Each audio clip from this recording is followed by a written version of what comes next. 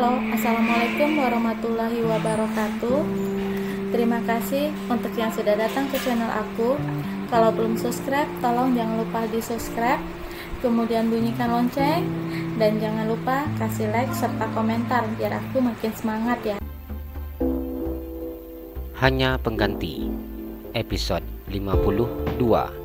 Tidak tahu malu. Hati aku terlalu sakit mama buat. Jadi sekarang aku sudah tidak ingin lagi lihat mama. Pergilah, Hana mengusir. Hana, kamu jangan seperti ini dengan mama. Kamu apa tidak kasihan dengan mama, nak? Hana, mama benar-benar tidak punya uang untuk ongkos. Mama sudah tidak memiliki uang sepeser pun. Bahkan untuk makan pun mama sudah tidak ada uang lagi. Mama yakin kamu pasti punya uang. Mama minta uangnya, nak, untuk biaya hidup mama sampai Kak Berliana mengirim mama uang. Susi mohon kepada anak tirinya. Seini hanya kepada Hana ia bisa meminta. Meskipun sangat malu untuk melakukan ini, namun tidak ada tempat lagi untuk dirinya mengadu. Putri kesayangannya pergi dan tidak ada kabar sama sekali. Padahal sebelum pergi, Berliana sempat berjanji akan mengirim orang untuk menjemputnya dan membawa Susi ke bandara. Namun sampai saat ini tidak ada satupun yang datang menjemputnya. Mama sangat sehat, badan mama juga kuat dan besar. Aku yakin mama pasti kuat kerja. Selama ini aku juga seperti itu. Aku kuliah dari beasiswa dan bekerja untuk biaya hidup aku. Meskipun mama sama Kak Berliana banyak uang, tapi aku nggak pernah dikasih. Hana berkata dengan wajah yang sangat marah. Harta peninggalan papanya dikuasai oleh mama tirinya, dan bahkan dirinya didustai mengenai papanya yang banyak hutang hingga harus menjual rumah. Namun ternyata uang itu dipakai untuk mengurus kakak tirinya.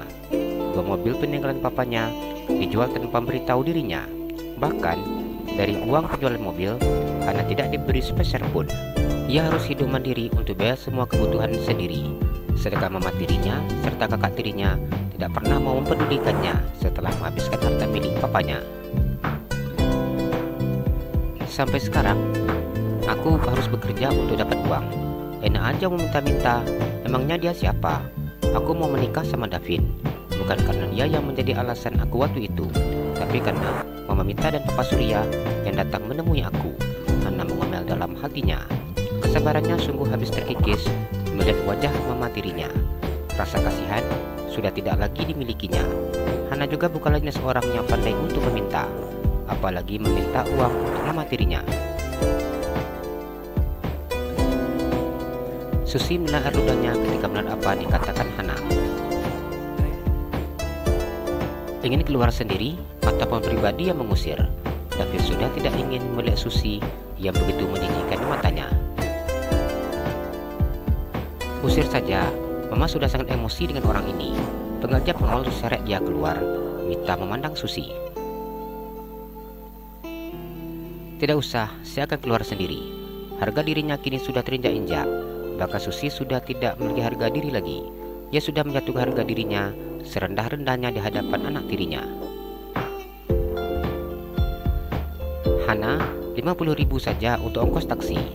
Dari rumah sakit ke rumah kita cukup jauh. Mama tidak sanggup jalan kaki. Susi berbisik di telinga Hana. Jangankan 50.000, 1.000 juga nggak ada. Jelas Hana. Apa gunanya kau punya suami kaya kalau uang pun tidak ada? Susi berkata dengan berbisik. Lihat dong kondisi aku, Ma. Ini tekan aja nggak bisa digerakin. Gimana mau pegang uang? Lagi pula, aku nggak perlu mikir masalah uang di sini. Semua kebutuhan aku dipenuhi kok. Cukup ngomongin aja, udah langsung dibelikan. Hana berkata dengan sombongnya. Pengawal, Davin berkata dengan keras. Saya akan pergi, saya pergi. Susi dengan cepat beranjak dari duduknya. Meskipun kepalanya pusing, namun ia tetap berusaha berjalan dengan cepat. Hana hanya diam, memandang Susi yang berjalan dengan cepat sambil terus memegang kepalanya. Setelah apa yang dilakukan oleh Susi kepadanya, rasa kasihan sudah tidak dirasakannya. Apa sakit sayang? David memegang pipi istrinya. Hana menganggukkan kepalanya. Hatinya terasa amat sakit ketika melihat wajah David. Seperti inikah sakitnya, hingga hingga dadanya terasa perih dan panas. Apa yang dikatakan Susi kini mengiang di telinganya. Apa yang dikatakan mama tirinya sama dengan yang dikatakan Davin kepadanya. Semua itu masih terngiang di telinganya. Sayang, kenapa diam? Mama panggil dokter ya. Davin mengusap pipi istrinya. Melihat pipi Hana merah seperti ini, buatnya merasa tidak tega.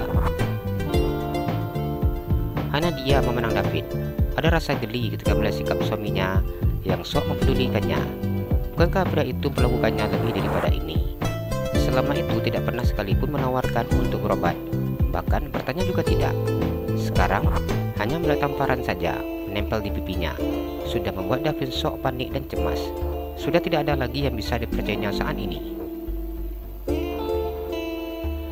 Tidak apa-apa, Hana hanya ingin tidur. Hana tersenyum. Davin menang istrinya dengan tatapan sendu.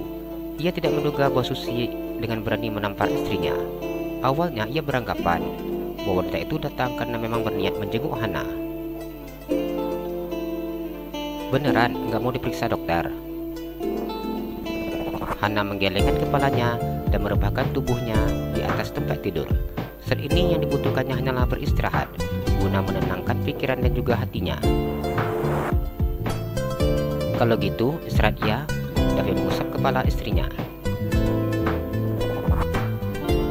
Jika seandainya dengan Hana tidak seperti ini, pasti Hana bisa tangkis. Hana tersenyum.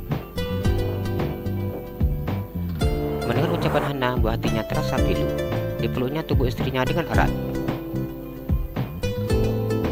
Hana menangis ketika Davin meluknya seperti ini. Terima kasih sudah bela Hana tadi. Davin hanya diam dan terus memeluk istrinya. Hanya rasa bersalah yang saat ini dirasakannya. Hana mau tidur sebentar, dibangunkan sebelum maghrib. Hana memejamkan matanya. Apa nggak mau mandi dulu sebelum tidur? Davin memberikan penawaran. Hana menggelengkan kepalanya. Apa nggak mau ke taman? Enggak, Hana mau tidur. Ya sudah, kalau gitu tidur ya, Abang akan jaga. Davin duduk di tepi tempat tidur sambil terus mengusap kepala istrinya. Davin hanya diam dan terus mengusap kepala istrinya hingga tertidur. Hanya rasa bersalah dan menyesal yang dirasakannya setelah apa yang dilakukannya terhadap Hana. Davin beranjak dari duduknya dan berjalan menuju ke sofa, di mana tempat Mama dan Papa berada. Berapa kali Susi menampar Hana tadi, Ma? Davin bertanya ketika sudah mendaratkan tubuhnya di kursi sofa. 1 kali, jawab Mita. Aku gak nyangka dia berani menampar Hana. Davin membuka jasnya dan kemudian melonggarkan dasi di lehernya. Mita hanya diam memandang Davin. Bagaimana mungkin dia tahu kalau Hana dirawat di sini? Tanya Surya.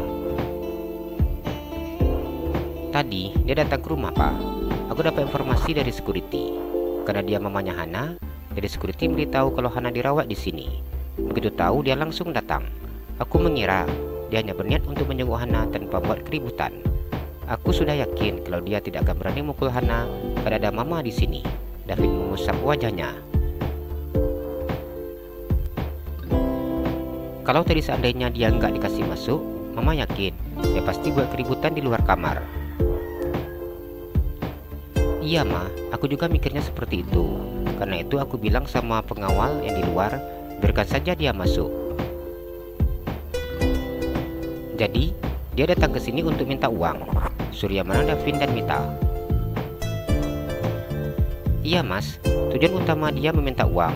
Awalnya dia berencana untuk mempermasalahkan kondisi Hana. Namun setelah mendengar Hana mengatakan jatuh di kamar mandi, dia tidak percaya. Setelah terjadi dia menampar Hana. Dasar orang gak ada malunya, Surya geram melihat Susi. Jalan-jalan ke Pekanbaru, jangan lupa beli sepatu. Kalau kamu suka channel aku, please subscribe aku. Terima kasih.